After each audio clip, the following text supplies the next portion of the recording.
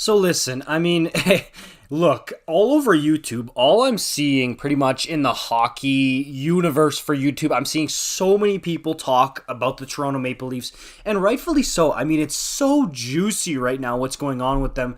And you guys know a big part of this channel is talking about the drama, talking about the spiciness. It's not, look, I've talked about this before. The NHL, it's an entertainment product, okay? It's not just supposed to be robotic, everything on the ice, you know? It's supposed to be the drama, the soap opera stuff, the why did Mitch Marner leave the bench in the middle of the game if he wasn't injured or really had to go to the bathroom? Like, what's going on there with the rift between Sheldon, Keefe, and Marner? And the Toronto Maple Leafs just keep feeding us content as far as drama, as far as, like, I mean, anything that a Leafs hater or someone who even just wants to comment on the Leafs. Steve Dangle yesterday.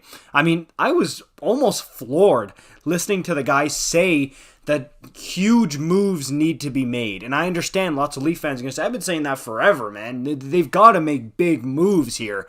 But I was pretty shocked because, I mean, he's clearly referring to a big move, which means most likely either Nylander or Marner, which is huge. That would be seismic for the city of Toronto, but more and more people are getting on that train, it seems like. But, hey, some wild tweets from Mark Spector over the weekend. And if you don't know who Mark Spector is, he's a reporter, and he makes content for the Edmonton Oilers. But out of nowhere, he'll just randomly start tweeting about other teams like Calgary and like Toronto, which, I don't know, every time he does it, it's a bit of a head scratcher, and a lot of people are telling him to stay in his lane and talk about Edmonton.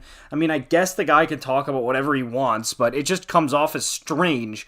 But here's what Mark Spector said, and before I read this, I fully recognize that Mark Spector is kind of like what Calgary fans think of Eric Francis, or like what Toronto fans think of Steve Simmons. So it's that similar ilk of the reporter that's not super well liked in his own market. So Mark Spector said, between the penalty shot and non-penalty shot, referring to the Anaheim Ducks game, that negated the Anaheim goal.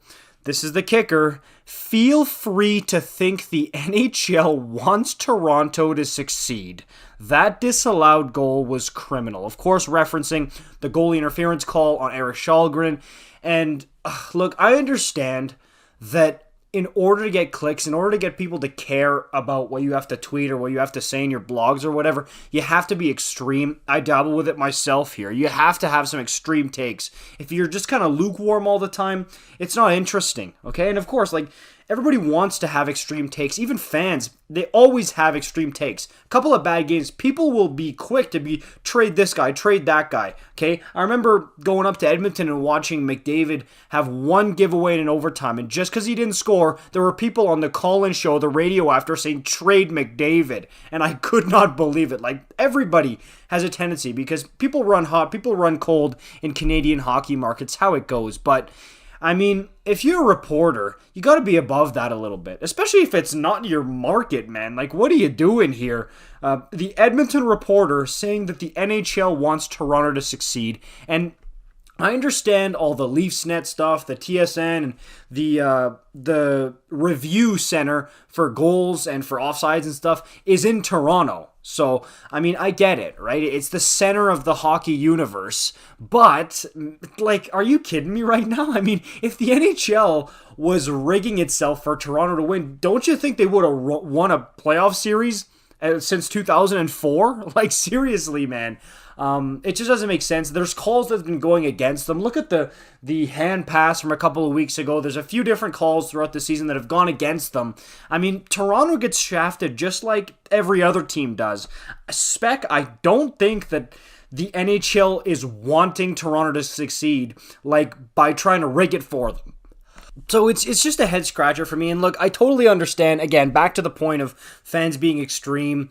I've been guilty of it. Tons of fans have been guilty of it. You think your team getting shafted because the NHL or the refs are rigging the game for the other team. Like, tons of people, tons of fans. It gets said all the time. It gets thought all the time. I totally understand that. But as a reporter, a professional whose job is to cover the league, you kind of have to be above that. You kind of have to be above saying, oh, well, the refs are being paid off, okay? They're rigging the game for Toronto.